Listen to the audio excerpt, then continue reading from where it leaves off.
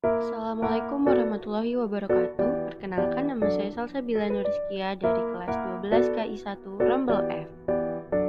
Saya di sini akan sedikit menjelaskan tentang daur ulang sampah. Tapi sebelum itu, kita harus tahu dulu tentang pengertian sampah.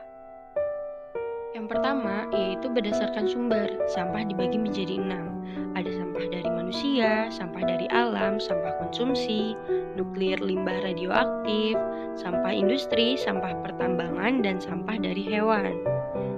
Lalu, ada pula perbedaan sampah berdasarkan sifatnya. Yang pertama ada sampah organik, yaitu sampah yang dapat terurai atau dapat diolah menjadi pupuk kompos. Nah, jenis sampah ini dianggap sebagai organik karena mencakup dari sisa-sisa makanan seperti nasi basi, buah busuk, sayur busuk, atau bahkan yang lain seperti tisu bekas, kayu, karton susu. Yang kedua, ada sampah anorganik, yaitu sampah yang sulit membusuk dan tidak bisa terurai. Jika tidak dikelola dengan baik, maka sampah ini dapat merusak ekosistem kita. Walau dapat mencemari lingkungan kita bisa akali dengan didaur ulang. Nah, jenis-jenis sampah ini, sampah anorganik yang bisa didaur ulang antara lain seperti bungkus mie, bungkus wafer, plastik mika, wadah aqua gelas, botol minuman plastik, botol minuman kaleng, bahkan kaleng wafer pun bisa kita daur ulang. Nah, yang terakhir, sampah B3, yaitu sampah yang merupakan sisa-sisa dari pengolahan bahan kimia yang berbahaya, dengan sumber yang spesifik, yaitu limbah yang berasal dari proses industri dalam kegiatan utama. Lalu ada sumber lainnya, yaitu limbah yang berasal dari produk yang sudah kadaluarsa, sisa-sisa kemasan, dan baungan produk yang tidak memenuhi spesifikasi.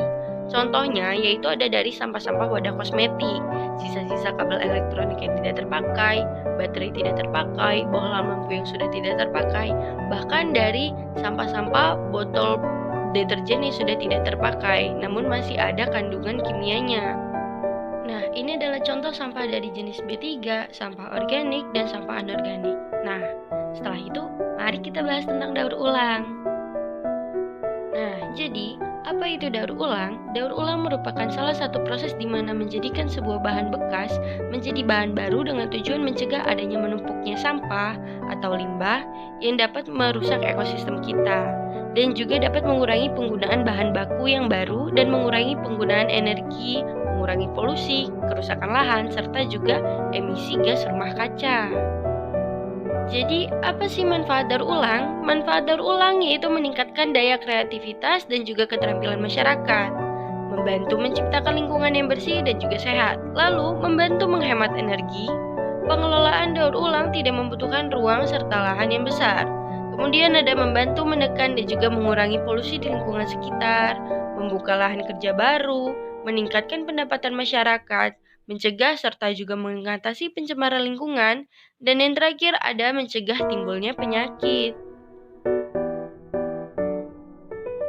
Lalu ada langkah-langkah daur ulang. Nah, di tahap pertama yaitu ada tahap pemisahan, di mana limbah akan dipisah berdasarkan mana limbah yang akan didaur ulang atau dimanfaatkan kembali dengan limbah yang harus dibuang. Kemudian, pada tahap kedua yaitu tahap penyimpanan. Nah, limbah-limbah yang sudah kita pisahkan tadi, limbah yang akan didaur ulang. Nah, yang terakhir yaitu ada tahap pengiriman atau penjualan. Nah, pada tahap ini, barang-barang yang sudah kita simpan tadi akan kita jual kepada pabrik atau kepada tempat-tempat yang membutuhkan, yaitu tempat proses pendaur ulang. Nah, selanjutnya ada proses daur ulang. Nah, proses daur ulang ini ada 6. Yang pertama ada reuse, yaitu memanfaatkan ulang atau menggunakan kembali barang bekas tanpa diolah lebih lanjut. Yang kedua ada recycle, yaitu mengolah kembali atau memanfaatkan barang bekas dengan cara mengolah materinya untuk dapat digunakan lebih lanjut. Dan yang ketiga ada reduce. Reduce yaitu mengurangi atau semua bentuk kegiatan atau perilaku yang bisa mengurangi produksi sampah. Dan yang keempat ada replace, menggantikan, yaitu dengan cara dalam mengubah kebiasaan yang mempercepat produksi sampah, terutama sampah yang memiliki sifat sukar, diolah, dan serta berbahaya. Dan yang keempat ada refill, yaitu mengisi kembali wadah-wadah produk yang dipakai. Dan yang terakhir ada repair. Repair ini proses pemeliharaan atau juga perawatan supaya tidak menambah produksi limbah. Sekian materi yang saya sampaikan. Apabila terdapat kesalahan, saya mohon maaf. akhiri. Wassalamualaikum warahmatullahi wabarakatuh.